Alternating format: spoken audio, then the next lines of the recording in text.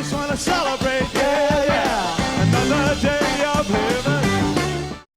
Oh, yeah, man. I tell you what, there's a lot to celebrate. I'm glad to be alive. Thank God I'm alive and stuff. Mr. Mindset, What, V, man? did you know that those guys were signed to the Motown record company in Detroit? Well, I think everybody kind of knows that by now. Yeah, man. These guys were so hot, Berry Gordy had no choice. Oh, I get it. Oh, kind of how, like, on the Music Mindset channel, I don't have no choice, so when you cut into my intro, this dude. I like to be educated, but I'm so frustrated. Hey guys, welcome back to the Music Mindset channel. Like V-Man was trying to say, this band, Rare Earth, was signed to Motown. That's the story we're going to get in tonight. It's not a racial thing or anything like that, but they just happen to be white, and Motown Records happens to be predominantly run by black people. So for them to sign somebody like Rare Earth, there must be something different and something great about this band that they thought it was something that they needed to do. And man, this man's got a history too. These boys got caught up with the mob. You got to stay to the end and hear that whole story. We got a lot to talk about. I'll see you in a minute. I just wanna celebrate. I just wanna celebrate. Sing it, y'all. Yeah, man. Back in the day, a new kind of spirituality was rolling across America. Peace, love, and deep thinking. Musicians were tuning into the universe, and bands were grabbing names that sounded like cosmic mashups. Stuff like Earth, Wind, and Fire, The Fifth Dimension, Zodiac, Universe, Iron Butterfly, and others. It was like everybody was trying to align their chakras and cut a record at the same time.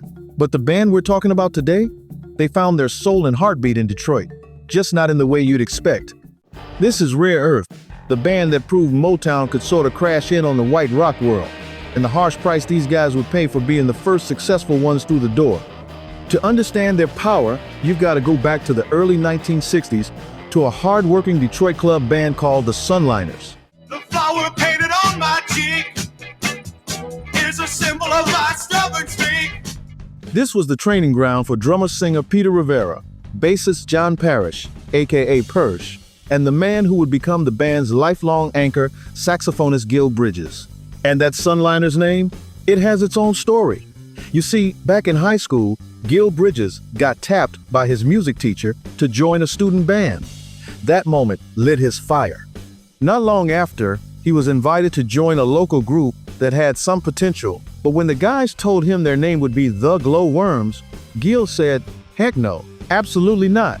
He refused to play under a name that sounded like a kid's toy or cartoon.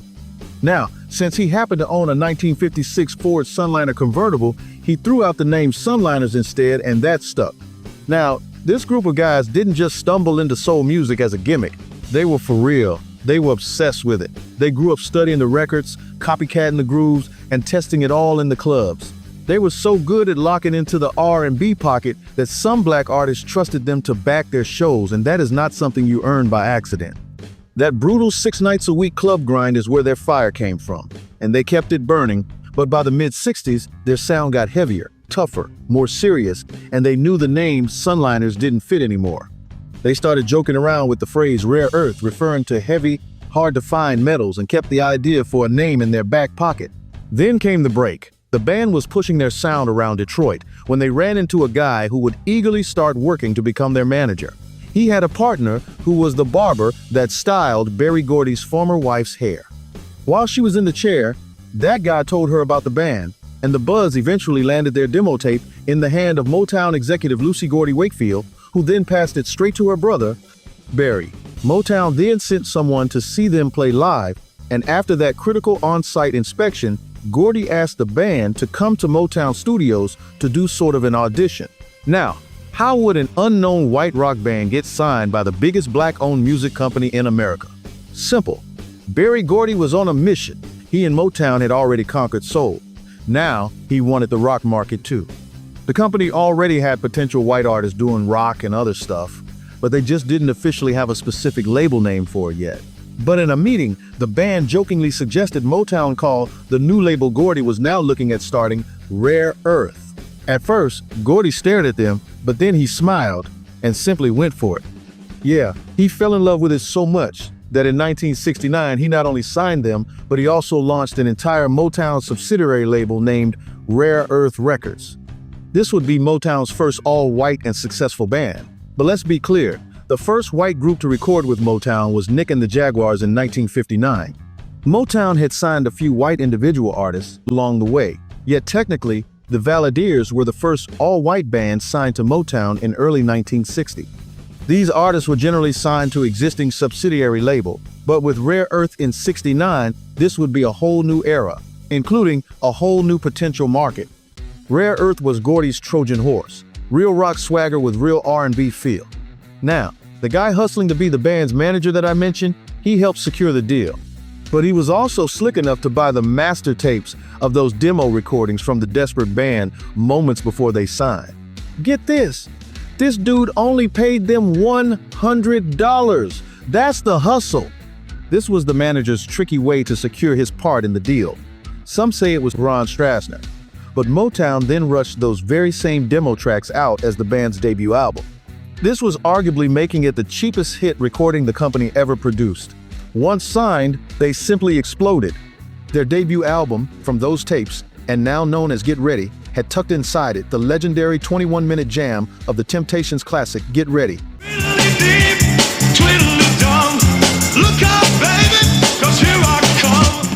That marathon jam wasn't planned, they just had leftover studio time, so they played like they did in the clubs. No stopping until the crowd stopped dancing. The engineer had to literally stop the tape and cut them off. The radio version of this song shot to number 4 on the Billboard Hot 100, but the full 21-minute version became a secret weapon of the DJs in the early Bronx hip-hop scene. They loved it and couldn't lose with that groove. Then came the hits. I can't bear the thought of losing you. The song, I Know I'm Losing You, 1970, from their follow-up album called Ecology.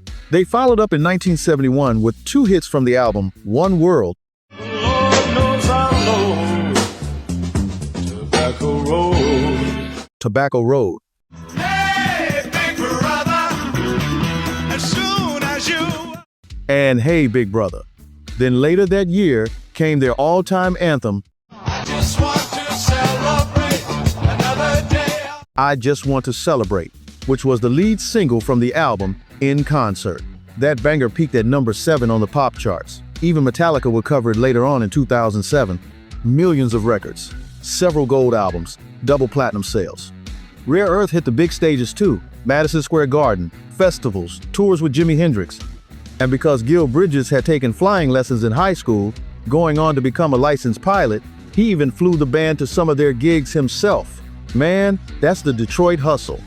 But behind the big crowds, things eventually got ugly. Fame puts immense pressure on people, and the singing drummer Peter Rivera was increasingly positioned as the star and face of the band. This didn't sit well with the other musicians, especially original guitarist Rod Richards, who saw the band as a collective and felt their shared identity was being overshadowed by the focus on Rivera. The internal tension grew toxic, and the struggle for control and recognition came to a head in 1971 when Richards was fired. The band kept going, but that forced split was the first major crack in the wall. There's a lot of corruption in the music business because there's a lot of money in the music business.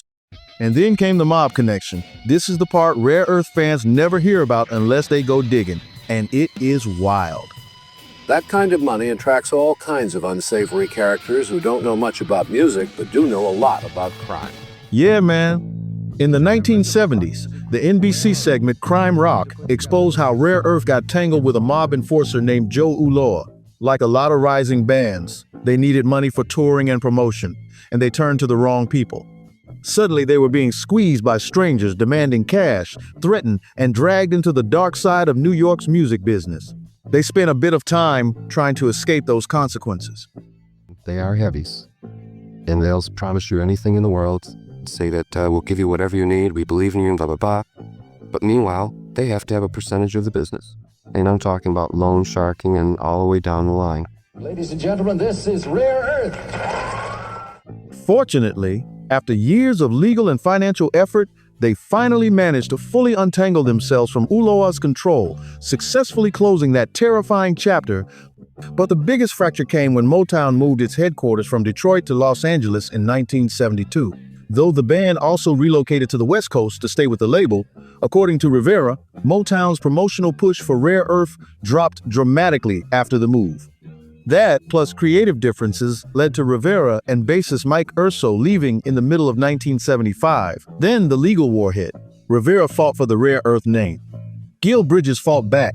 The court battle concluded in 1978 when the courts awarded the trademark to Gil, but Rivera did receive a significant settlement. Yet that battle split the band permanently. After that mess, nothing was ever the same. Through all of it, Gil Bridges stayed loyal. He was the steadfast anchor dedicated to preserving the Rare Earth name and sound. But sadly, he passed away from COVID complications on December 8th, 2021. The classic era truly closed here. But the crazy thing is that the band's saga didn't end there, which is why the situation stays complicated today. Here's Peter Rivera. Never met a girl could make. Peter Rivera still tours and performs Rare Earth's hits, and his autobiography titled Born to Wander is on the way. But legally, he cannot use the Rare Earth name. What? Meanwhile, the official Rare Earth lineup continues with the blessing of Gil's family. But the Rare Earth legacy? Man, it is untouchable. And the band's legacy stands as proof that soul has no color line, even when the music industry may have had them at times in history. Yeah, man, Rare Earth has a story. A lot to talk about, a lot of things I didn't get into that video. We'd be here all night with that.